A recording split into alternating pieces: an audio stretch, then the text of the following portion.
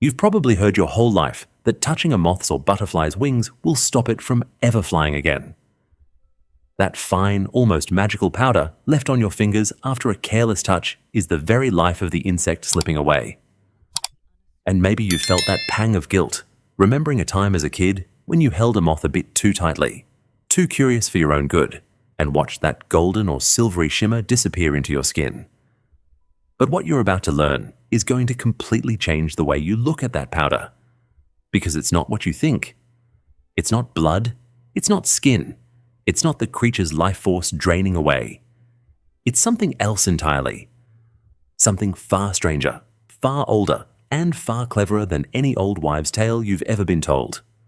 And once you understand what that golden dust actually is, you'll realize that every moth you ever flinched away from, every one you avoided out of pure instinct, was actually carrying one of the most sophisticated pieces of evolutionary engineering on the planet. Here's the first shock, that powder isn't powder at all. They're scales.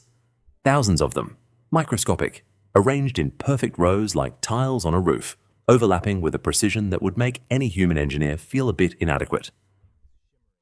A single moth wing can carry hundreds of thousands of these structures, each one a tiny hollow, dead scale, clipped onto the wing membrane through a sort of microscopic socket, like a jigsaw piece slotted into place. And here's the real plot twist. Those scales are built to fall off. It's not a flaw, it's not fragility. It's a defense system designed to fail on purpose. Think of it this way. When a moth flying at night blunders into a spider's web, the scales detach on contact, like a snake shedding its skin, and the moth slips free, leaving the spider with nothing but a handful of shimmering dust and no dinner. The same thing happens when a predator tries to snatch it with its mouth or claws. The scales sacrifice themselves, and the moth lives to fly another night. You spent your whole life thinking you were hurting a delicate little creature. In reality, you were witnessing, without even realizing it, an escape mechanism perfected over roughly 190 million years of evolution. Now, to really understand how clever this is, we need to talk about the night. Because that's where this insect's true story unfolds. Picture a moth flying through total darkness, with nothing but starlight, maybe a sliver of moon, to guide it. Somewhere in the air around it, invisible to us but very much real, is one of nature's most efficient hunters, the bat. A predator that doesn't rely on sight, but on sound. It fires off ultrasonic pulses hundreds of times a second and listens for the echo, building a perfect three-dimensional map of everything flying in front of it. For most night-flying insects, it's a silent death sentence, a radar with no way out. But the moth isn't a sitting duck in this invisible war. It's a fully kitted-out combatant. Those very same scales that flake off when we touch them have a second job, even more impressive than the first. They soak up ultrasound. Each scale works like a tiny acoustic panel, a miniature layer of soundproofing, cutting down the echo bouncing back to the bat. It's as if the moth has spent millions of years stitching together its own stealth suit, scale by scale. Some species go even further. Faced with an incoming attack, certain moths can fire back with their own ultrasonic clicks, a kind of electronic countermeasure long before electronics existed, jamming the bat's sonar in the split second it's deciding whether to strike. Others simply fold their wings and drop like a stone, a dodge so sudden the predator loses its target in the dark. It's not a stretch to call this a living security system. The moth fluttering quietly around your porch light at night is the survivor of countless generations locked in an evolutionary arms race fought entirely in silence and darkness. It's not some disposable pest.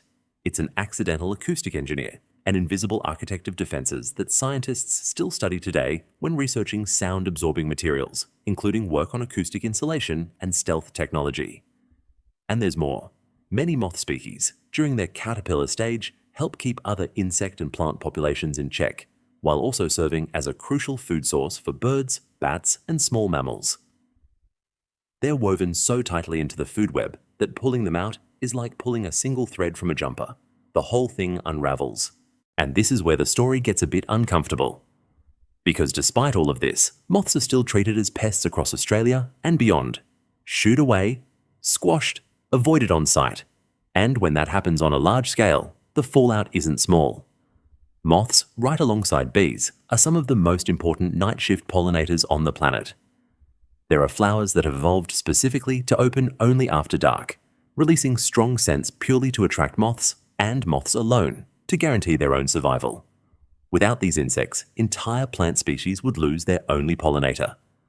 Research has shown that nighttime pollination by moths can be just as significant as daytime pollination by bees in some ecosystems, and in certain crops, even more efficient. On top of that, moth caterpillars are one of the main protein sources for baby birds during breeding season. Without a healthy population of caterpillars, entire broods of songbirds may not survive. It's a quiet but absolutely vital link in the chain. Now picture the knock-on effect of wiping this species out of your backyard purely out of misplaced fear.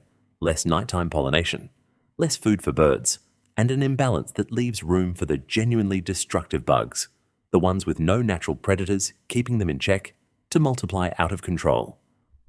The problem you thought you were solving by swatting or touching that moth could end up creating a problem 10 times worse.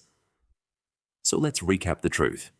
That golden dust you were always told never to touch wasn't the moth's life slipping away in your hands. It was microscopic scales, an evolutionary shield built to guarantee escape from predators, and in many species, an acoustic layer sophisticated enough to dodge a bat's deadly sonar. The moth you once shooed off your veranda wasn't some annoying pest. It was a survivor armed with one of the most advanced defense systems in the animal kingdom, a silent night shift pollinator, and an essential link in a food chain that supports everything from tiny plants to entire bird populations. Next time a moth lands near you, maybe under a porch light, maybe on a window pane, think twice before flicking it away, and think 3 times before grabbing it. It never asked to be wrapped up in old myths. It's just trying to make it through one more night, carrying on its wings a defense system far older than most of what we'd call advanced technology. Maybe the real urban legend was never about the moth at all. Maybe it was about us, and how long it took us to realize that the monster we kept avoiding was actually one of nature's quietest guardians. If this one changed the way you'll look at moths from now on, give it a like and subscribe to the channel. Every week, we uncover another misunderstood creature that might be closer to you than you think. Before you go, I want to know something. Drop a comment below and tell me what city you're watching this from right now. I love seeing just how far these little mysteries travel, and who knows, the same moth flying past your window tonight might be having the exact same adventure we just talked about. If this one changed the way you'll look at moths from now on, give it a like and subscribe to the channel. Every week, we uncover another misunderstood creature that might be closer to you than you think.